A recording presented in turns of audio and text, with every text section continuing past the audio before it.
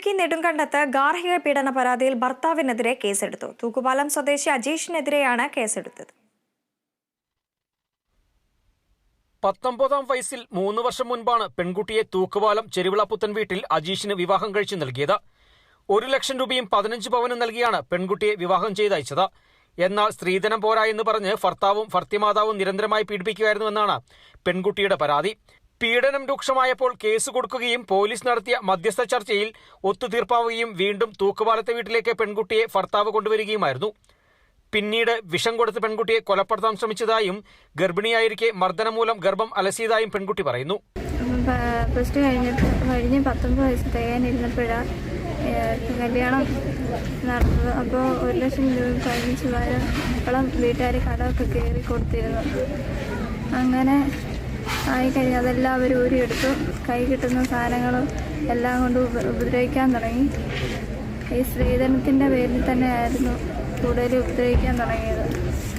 അങ്ങനെ ഇപ്പോൾ 3 വർഷം കഴിഞ്ഞ് കല്യാണം കഴിഞ്ഞിട്ട് ഇത്രയും നാൾ ഇന്നലെ രാത്രി വരെ ഉപദ്രവിക്കുകയായിരുന്നു. കഴിഞ്ഞ ദിവസം രാത്രിയിൽ ഭർത്താവും മാതാവും ചേർന്ന് പെൺകുട്ടിയെ മർദ്ദിച്ചു. ഒടുവിൽ വീട്ടിൽ നിന്നും ഇറങ്ങി ഓടി രക്ഷപ്പെട്ട പെൺകുട്ടി അയൽ വീട്ടിലാണ് അഭയം തേടിയത്.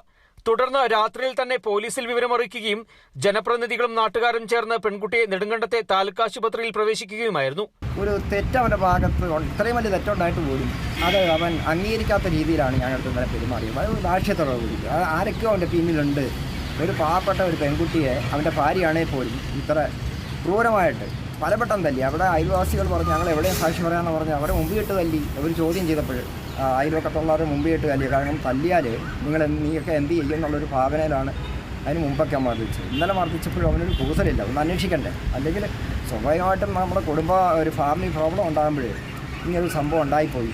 അത് നിങ്ങൾ പറയുന്ന ഡിമാൻഡ് ഞാൻ അംഗീകരിക്കാം, അവളെ വിളിച്ച് വീട്ടിലാക്കുക എന്നൊക്കെയാണ് നമുക്ക് മുൻ അനുഭവങ്ങളിൽ പല മധ്യസ്ഥലും കേട്ടുള്ളത്. ഇതല്ല, ഇവൻ വളരെ രാഷ്ട്രീയത്തോടു കൂടിയാണ് സംസാരിച്ചത്. ഇവിടെ ക്രൂരമായ രീതിയിലുള്ള ഒരു വർത്തമാനം പെരുമാറ്റി.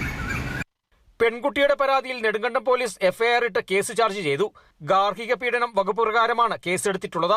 സംഭവത്തിൽ അന്വേഷണം ആരംഭിച്ചതായി പോലീസ് വ്യക്തമാക്കി. Kerala vision news, Idukki.